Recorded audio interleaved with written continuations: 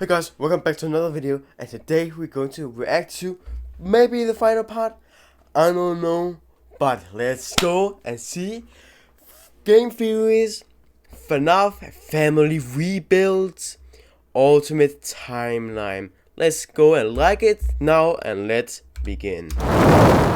Hello Internet, welcome to Game Theory, and the final part of my FNAF timeline, where today we're bringing our story to a close by talking about the most complicated and controversial part of the timeline, the part that I've been dreading most of all, the end. The moment where we're finally forced to come to some definitive and difficult answers trying to explain what the heck we were watching in Security Breach. The last two episodes have been about death. The death of Afton's family, the deaths of multiple children, the death of the franchise itself as Mike and Henry figuratively and literally burn it all down. Today's episode, though, and the current end of this franchise, is instead all about rebirth, the return of old characters in new forms, and the controversial rebirth of a franchise entering the next era of its story. But before we hop into the timeline, due to scheduling conflicts, I won't be able to have any live talk back after this episode. I know, I promised one, I was really excited about it, but I just couldn't make it work with my schedule and all the other guests' schedules. That said, I still do plan on doing one over the coming weeks with special guests. Just make sure that you're subscribed and either have all notifications turned on, or you're just watching our community tab for the announcement as to when that's gonna happen. And now, without any further ado, we finally reach the end and a new beginning to our story. Fazbear Entertainment was dead. There is no need for you to return to work next week, as Fazbear Entertainment is no longer a corporate entity. All debts had been paid, all assets redistributed. The company was outright dissolved. Even the memories of the horrors that had happened there started to fade away in the public consciousness. The people were gone too. William was dead, Henry was gone. A whole generation of young Emilys and Aftons had lost their lives to the horrors of the pizzeria, all of them collateral damage to the man in the bunny suit. Everyone the company had ever touched was dead and gone.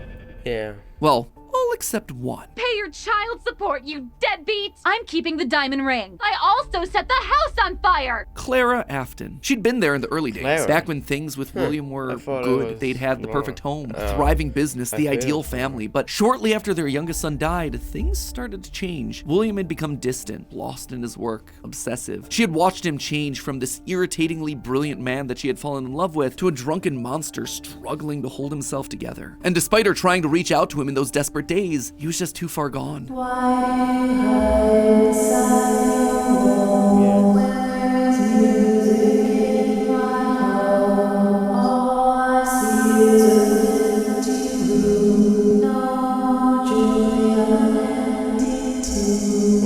Admit it, you wanted to let me in. For her sake, she had to leave the relationship, and from there she largely faded into obscurity. A mystery from William's past, a footnote in his history, and that was fine for her. She wanted to leave that part of her life behind. She tried to move forward, never wanting to hear the name Freddy Fazbear again, a time defined by mistakes and broken promises. But then, the paperwork started to arrive. As Fazbear Entertainment began to close as a corporate entity, suddenly her mail was flooded with notifications, requests, obligations. She had been there since the beginning, helping William in the early days of his business, and now, as a shareholder and sole living member of the Afton family, all copyrights and trademarks of both Afton Robotics and Fazbear Entertainment passed on to her. Memories of this past life that she had long left behind. Looking at the blueprints, the contracts, the memos, she felt old wounds begin to reopen, the regrets of a happy family that had been torn away from her. William had always been brilliant. That's what had attracted her to him in the first place. But he'd also been too blinded by obsession and pride. He was too jealous, too petty, too unable to actually see a bigger picture. But now, holding the paperwork that contained decades of heartbreak and trauma, she realized it was her turn. She was holding the power. This was her chance. And one thought resonated in her head. I will put them back together. I will put them all back together. She would be the one to rebuild this family, to rebuild the pieces of that shattered life, to reclaim the kids that Fazbear had stolen from her. But how? Looking at William's work now laid out before her, she knew that he had been onto something, collecting remnant, robotic humanoids, digital conscience transference. The pieces were all in place, they were just scattered, fragmented. It was almost like there were too many ideas going in too many different directions. It was such an important idea that she reiterated that point to herself. There were too many ideas going in too many different directions. That said, there had to be a way to save it all. She just needed to put it all back together. But how? To rebuild her family, she would first need to rebuild the franchise that had stolen them away from her. With ownership over the characters, their licenses, the technology patents, and the Fazbear name, she converted the corporation back to an LLC, a structure for smaller businesses that are usually family-owned.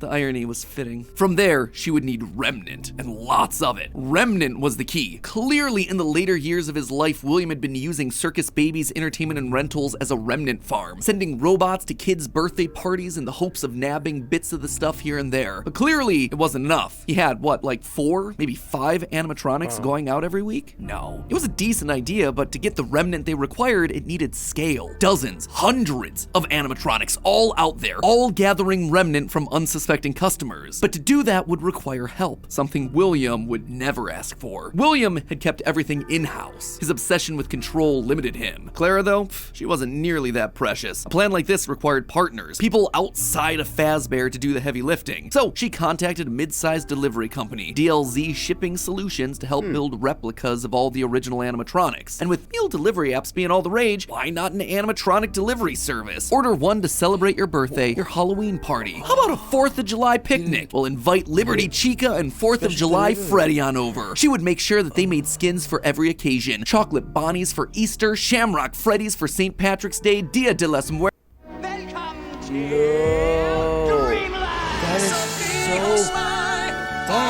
So much Puertos Chicas. And thus, the Fazbear Funtime service was born. That's right. With the Fazbear Funtime service, you'll never be alone again. You'll always have someone watching your back. Was it ridiculous? Absolutely. Was it a sellout? Pfft. No doubt. It was exactly the sort of thing that William would have hated, but it needed to be done to get enough remnant. Normally, the novelty of ordering an animatronic wore off after like what, 1, maybe 2 times? But with new skins for new holidays, suddenly you had yourself an animatronic perfect for every occasion. It would keep people hooked. It would keep them ordering the latest and greatest that Fazbear Entertainment LLC had to offer. And all the while, they'd be collecting and returning the remnant back to her. In a word, it was brilliant. There was just one problem with it. No one trusted the Fazbear name. The company's brand was still mud in the public eye. No one would want to hire animatronics from the restaurant franchise known for murdering children. Nothing kills a party quite like the threat of death, you know. So she needed to find a way to discredit the stories that had come before. She needed to win back the public's affections, reactivate some nostalgia for the spooky stories of their childhoods. She needed a game. Multiple games, in fact. They lied to us. They lied to all of us. They told us that the whole point of this VR game was to undo the bad PR done by a rogue indie game developer. But that's not true at all. Those indie games were designed to conceal and make light of what happened. This isn't just an attempt to rebrand. It's an elaborate cover-up. Struggling game developers were a dime a dozen online, most working on their magnum opus between shifts at the Dollar General. So she found one. Steve just picked him out of obscurity, the right mix of desperate and doofus willing to say and do anything for a couple extra bucks. And he fell right in line, as expected, delivering stupid little things with dumb generic names like Mangle's Quest, Balloon Boy's Air Adventure, Five Nights at Freddy's. Bad gameplay with even worse graphics, but hey, they got the job done. People were suddenly talking about the clues inside of these things, searching for the hidden lore. They were actively making jokes about dead kids at pizzerias. Her husband's twisted history of serial murder had suddenly been reduced to a mere Nancy Drew mystery to be solved. The plan had worked. Freddy Fazbear's was suddenly more popular than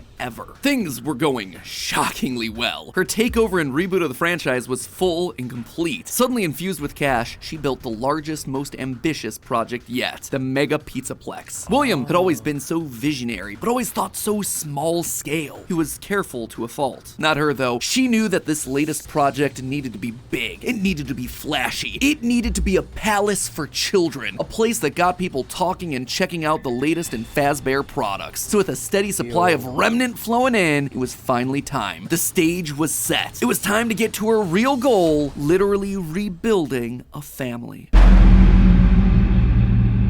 March 2035. The first was obvious. The crying child, her little boy, the one that was the first to get ripped away from her. She'd seen down in his bunker that William had gotten very close to replicating artificial humans using animatronic technology. And so that's exactly what she would do. Rebuild her boy from the ground up using robotic parts. His shaggy brown hair, his favorite striped shirt, even down to small details that no one would notice, like the band-aid on his left knee. William's research had even found ways of making animatronics that could bleed and process food, making them virtually indistinguishable from a typical human. He would never have any idea of what he actually was unless he was explicitly told. The only things that could possibly ruin the illusion were any overrides to his internal systems. If something were to, say, interfere with the cameras that he had in his eyes, or cause some sort of a core reboot to his hard drive, or x-ray his metallic bones, then yeah, he would be exposed. But otherwise, to the outside world, he was just your typical, normal human boy. She worked down in the bowels of the Pizzaplex, giving him life, but it was one thing to build him, it was another to help him remember his identity. He died so young, so early in their history that there was no preserved memories for him, no documentation that she could just download into his digital brain. So bit by bit, she trained him, forcing him to remember who he was. In a corner of the room, she even made a makeshift dinner table, a reminder of their happier days. The family recreated 2 brothers, a sister, a father, and the mother at the head of the table. The one in charge, the one in command, the one bringing all of this to fruition. But this progress was admittedly slower than she would have liked. At first, he could only communicate through simple ones and zeros, then rudimentary drawings and crude letters. But bit by bit, images of his past life started to come through. Balloons, colors, houses, bears and faces, birthday parties, all for me. Gregory was alive. As the robot boy embraced her, she felt a warmth that she hadn't in decades. This was the joy that she'd been working towards. This was what it was all for. Her son, back in her arms again. The plan was working. She had to keep going. Next was William. If the family was truly going to be put together, she would need him. And she knew exactly where he was, in the ruins of that old Freddy Fazbear's pizza place where Henry had trapped him. In fact, that's specifically why she insisted on building the Pizzaplex there over the sinkhole. It was the best place to hide what her true intentions were with the entire operation. Digging through the wreckage, she found him. He was right where she thought he'd be. Seeing the putrid shell of the Springtrap suit, though, was not something she was prepared for. The rotting corpse of William Afton was disgusting.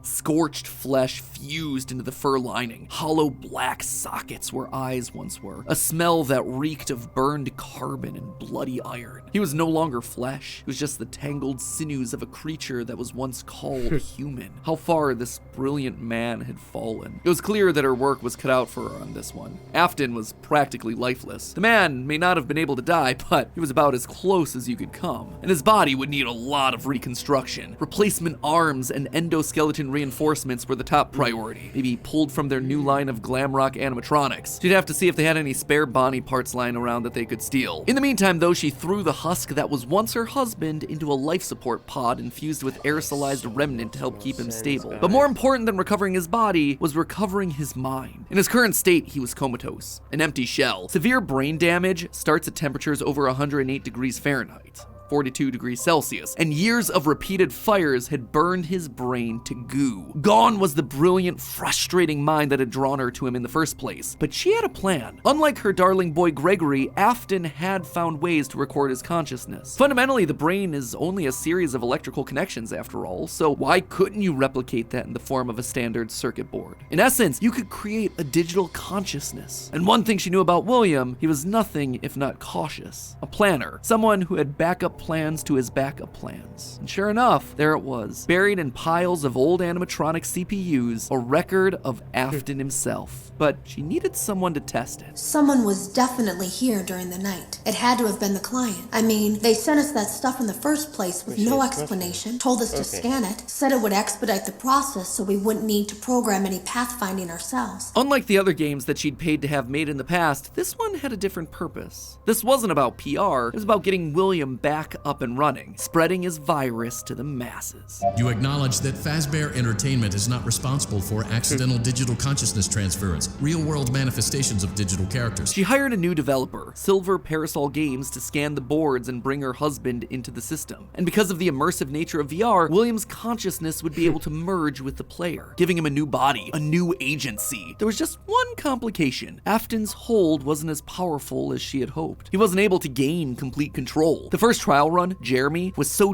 desperate to escape from his grasp that he sliced his own face off with a paper shredder. Oh Messy. my Afton's God. followers were reluctant, to say the least. But it was the second attempt that looked like it had the potential to kill two birds with one stone. Enter Vanessa. Mrs. Afton wanted a surrogate daughter. Her darling Elizabeth would have been a young woman at this point if she had lived. And Clara wanted someone who wasn't Elizabeth, but could be just like her. Could she have just rebuilt her like Gregory? Sure, but she decided against it because she wanted an actual human mother-daughter connection. Well, that, and it would be redundant and narratively unsatisfying to have two robot kids in the same family. What could she say? William had put a lot of tools on the table for her to use, and she was planning on using them all. Plus, Elizabeth had always been so loyal to Daddy. It was time to give her a second chance, a true choice. And Vanessa seemed to be the perfect candidate to fill the role. Your dad's name was Bill? Your dad didn't play fair, did he? He used to make your mum look bad in court. He manipulated you. I know your mum after she lost the custody case. I was supposed to be a good girl.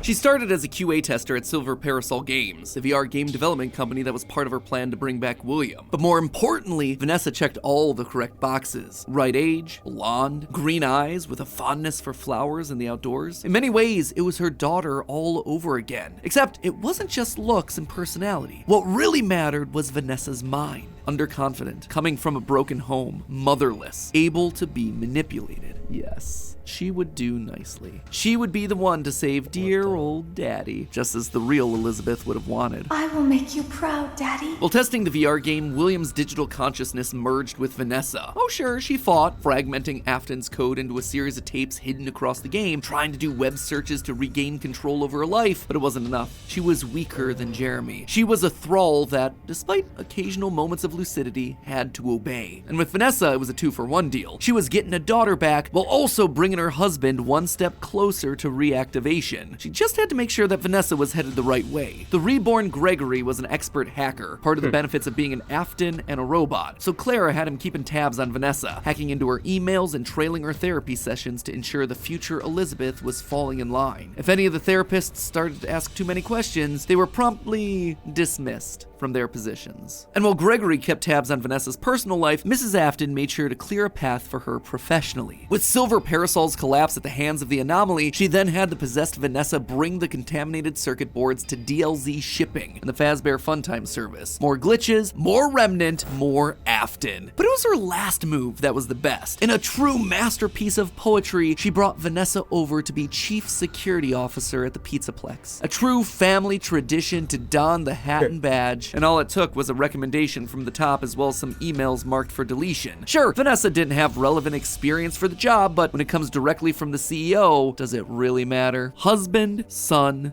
daughter. A corpse, a robot, a human. All that was left was Michael. Poor, troubled Michael. The boy that killed her youngest. The one that would spend years trying to make his guilty conscience right again. A self-professed protector. While she knew she needed him to complete the family, something told her that the problem had already solved itself. Something had shifted when using Glamrock Freddy to excavate the buried pizza place. I have been here before. I found myself for the first time when I cleared the path. I have changed. My friends are here, but I can protect you. I am not me. Maybe it was the remnant that had coursed through Michael's veins. Maybe it was the spirit of Michael living on as a protector. But he was there, somewhere inside of Glamrock Freddy. She could feel it. And just like that, she'd won. She'd done it. Sure, there were still some kinks to work out, some final brainwashing of Vanessa, some rehabilitation of William, but they were there. Finally, all together again under one roof. The Aftons reunited. A happy ending. And that's how it could have ended. That's how it should have ended, had it not been for a few unanticipated developments. For one, something was just wrong with the Pizzaplex. Almost as if the entire building was haunted, possessed. Puppet plushies hiding on ceilings, behind crates, places that they had no earthly way of belonging. Staff bots with greasy tears down their eyes acting like they were being puppeteered by some sort of a nightmare. Even their sounds had the echo of nightmares long past. It was as though a guardian spirit of the past refused to move on. As long as her husband was around, it too would linger. Only now, it wasn't just in one body, but it was in the essence of the building itself. She had seen stories of houses built on burial grounds getting possessed by angry spirits, but she'd never assumed that it could be real. Then again, in a world of living spirit metal and mind-controlling glitches, who was she to be so judgmental? The whole thing was ridiculous. Why would this be the line that she refused to cross? After all, the Pizzaplex was built over the burial ground of angry spirits, but it was the power cords that finally convinced her that something was wrong. Suddenly, these cords were striped black and white, like the security puppet from generations ago. The very foundations of this place, the materials and wires that constituted it, were rebelling against her, against the Aftons, against the quest to bring them all together again. And it was being helped by something else, something slithering through the building. Maybe they were connected, she couldn't be sure, but a blob of living wires could be heard oozing through the walls, stealing pieces and parts of the old animatronics showcased in Rockstar Row. She could only assume that it was a byproduct of all the remnant they'd been collecting. From Afton's testing, she knew that both light and dark remnant existed, one of positive emotions and the other created from anguish, anger, agony. Perhaps this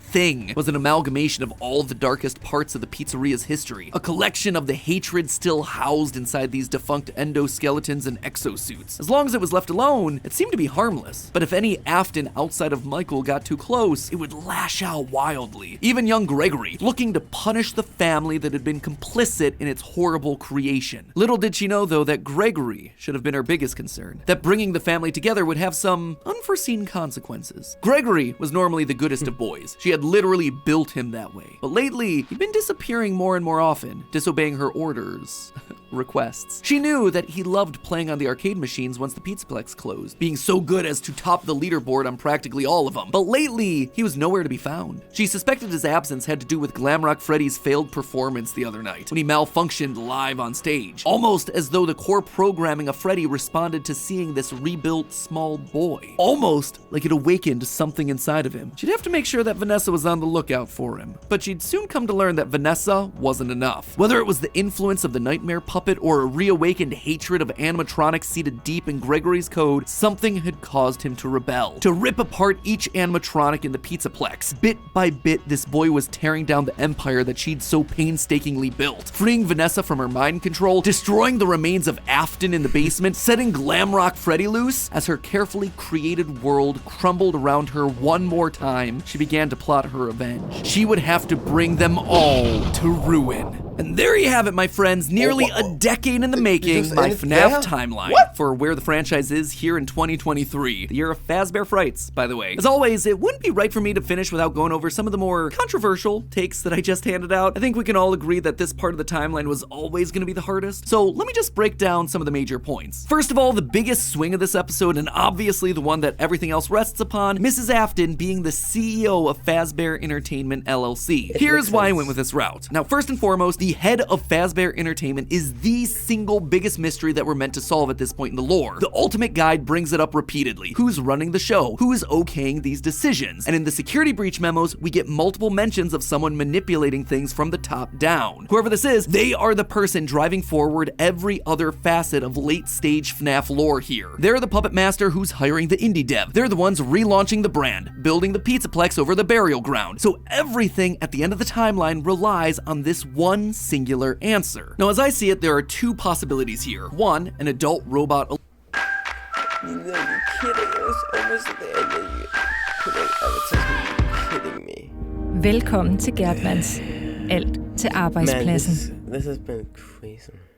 Elizabeth, like we see older versions of robot kids in the fourth closet, or Mrs. Afton. Could it be someone completely new to the franchise? Absolutely yes, but in a game with so many returning faces and repeated themes, it would be pretty random and arbitrary. So, between these two girl bosses, who then would it be? Well, Elizabeth always wants to please her daddy, so she'd be most likely wanting to bring him to life. But then, what's Vanessa's role in all of this? Vanessa is clearly meant to be a parallel for Elizabeth. Same hair, same eyes, similar backstories, but if the main goal is getting the Afton family back together, which seems to clearly be the case in Security Breach, then there's no need for Vanessa to be involved at all. We already have Elizabeth running the show. It would also mean that we suddenly have 2 robot kids running around, which feels narratively repetitive and quite frankly kind of dumb. Now look at Mrs. Afton. We know next to nothing about her outside of any clues that we can get from Immortal and the Restless and Bellora's song. But what her being head of Fazbear does is make every other piece of the lore fit. Suddenly, you can have one of every other type of character. One robot kid in Gregory, one brainwashed human in Elizabeth/Vanessa, one OG corpse in William, and one possessed animatronic in Mike. Narratively, it makes everything else cleaner. Legally, it's also the option that makes the most sense. As I call out in my narrative, she'd likely have some stake in the original company and all of its assets. So as Fazbear folds as a company, I'd suspect a lot of it would return back to her. But there was one clue that really sold me on this particular direction, and that was this right here, in the Post-it room. The big lore central of Security Breach, a dinner table scene with the whole family, including the mother. And not only is she there, she is at the head of that table, the position of highest honor and responsibility. She is the one in charge, with William being relegated off to the side. That one scene shows that we have to include Mom in there somewhere, and the only place it makes sense for her to be is at the top. Now there is one big dilemma with my interpretation of all this. The Ultimate Guide really seems to point out that the head of Fazbear doesn't want the glitch trap virus to spread. They call out one particular email in FNAF AR where the legal team calls a cease and desist to all action about scanning the circuit boards. And even in FNAF VR, we're told that the circuit boards get stolen back by the client, presumably once they realize what danger is on there, trying to stop glitch trap before he spreads and gets out of hand. Here's the problem with that though. If the head of Fazbear doesn't want Afton to rise again, why'd they restart the company in the first place? Why'd they build over the FNAF 6 pizzeria? Why'd they go through an elaborate cover-up to make the possessed Vanessa an important part of the company? Just doesn't make a whole lot of sense. It would be the most inconsistent series of actions ever, but I did want to call attention to it since it seems to be the route that the official guide is trying to steer us towards. Moving on to minor point number 1, the Five Nights at Freddy's games were made by the Rogue indie developer. Here's the thing, FNAF VR opens with this line. That's why we have recreated many of these completely fictitious scenarios, lies that you've been fed over the last several years, into a hilarious VR game. It's recreating the lies told to you by the indie developer, and since Help Wanted has direct recreations of FNAFs 1 through 3, it means the games must be part of the fabrications that this developer made up. Also, all of this is heavily implied in the story of the same name, Help Wanted and Tales of the Pizzaplex, hence FNAF 1 through 3, canon games within the lore of the series. Big swing number 2, the elephant, or ghost in the room, Charlie infecting the Pizzaplex. John from the channel FNAF has made some great findings about Charlie's influence over the Pizzaplex. The cables that looked like the striped arms of the puppet, the Nightmarion plushies that you find hidden across the Pizzaplex in weird places, the staff bots with creepy smiles and in your dreams written on the front. All of these things scream puppets. Plus, with the puppet mask not having tears in the blob, seems to imply that Charlie's spirit exists elsewhere. She is still in play, and she has an important role, especially in Gregory's Post-it room. The doors to the Post-it room in the game's code are called Charlie doors, and inside we see a bunch of lit up nightmare staff bot heads. Suspicious to say the least. The channel ID's Fantasy did a great theory looking at the Post-it notes, concluding that the crying child / Gregory isn't alone in this room, but rather might be communicating with someone. A spirit, Charlie. Charlie's spirit seems to have pulled a poltergeist. Instead of controlling one thing, she's affecting a lot of little details, foundational elements of the Pizzaplex. And this isn't the first time that we've seen this in the franchise either. We've seen spirits communicating with people through physical writing in the survival logbook. So we know that this is an established means of spirit communication within this franchise. And I suspect that to some extent it might be Charlie's influence making Gregory go haywire. Which brings me then to my final and probably biggest controversy in recent FNAF history, Gregory as Patient 46, the evil robot mastermind. Now, I know when I first came out with this theory a year ago, people were mad. But here's the thing, you don't have to take my evidence points for it anymore. The recent Tales from the Pizzaplex story GGY basically goes and just outright proves it. In GGY, we find out about a boy named Gregory who's getting all the high scores in the Pizzaplex arcade machines. When therapists start to go missing, it's confirmed that GGY is the one that's working to bump him off. And when animatronics start getting corrupted by a mysterious glitch, GGY's letters are Contour presents, it's stupid to use the wrong tool for your job.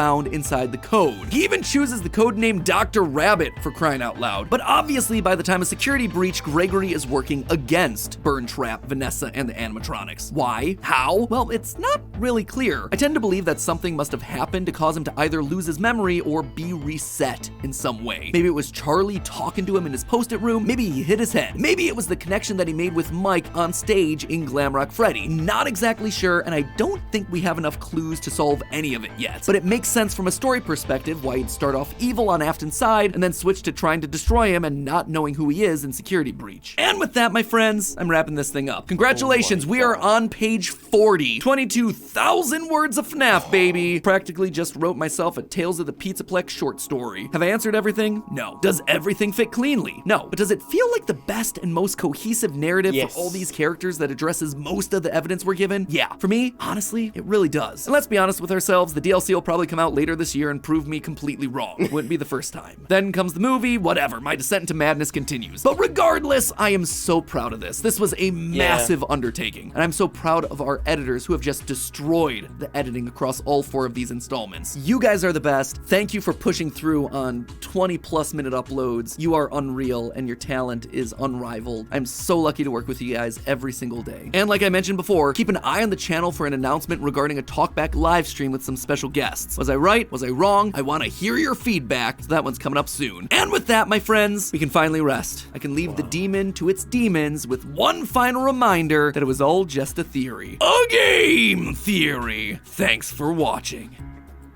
Oh my god, guys. That was insane. Did you guys really enjoy this? Please like and comment down below. And I have the video in the description, his channel, and his other videos of this, and my reaction down in the description down below. So if you guys enjoy this video, please like and subscribe if you like my content, and if you want to support me, and please turn notification and all the bell down there, and so you're never going to miss any of my future videos. Nothing more to say to you guys then. Have a beautiful day, guys. Goodbye.